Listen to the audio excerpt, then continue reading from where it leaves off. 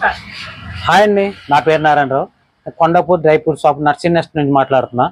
ఈరోజు మనం జీడిపప్పు గురించి మాట్లాడుకుందాం. మన దగ్గర జీడిపప్పు గురించి ఇప్పుడు మాట్లాడుకునే ముందు ఇది మన దగ్గర కాల్చిన జీడిపప్పు అండి. ఇది ఎందుకంటే మీకు బయట అంతా కూడా మ్యాక్సిమం బాయిల్ జీడిపప్పే ఉంటుంది. కాల్చిన జీడిపప్పు బాగా తక్కువగా వస్తుంది.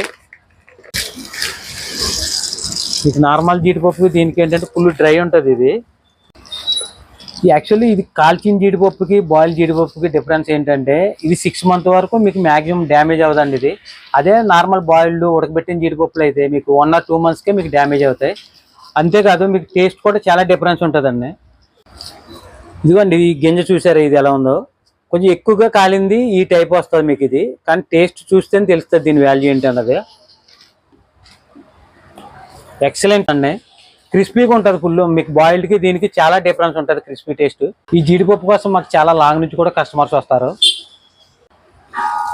ఈ జీడిపప్పుతో పాటు ఇలాంటి క్వాలిటీ డ్రై ఫ్రూట్స్ కావాలంటే తెలుసుగా నర్సింగ్ నెస్ట్. లొకేషన్ రీల్లో మెన్షన్ చేస్తాను.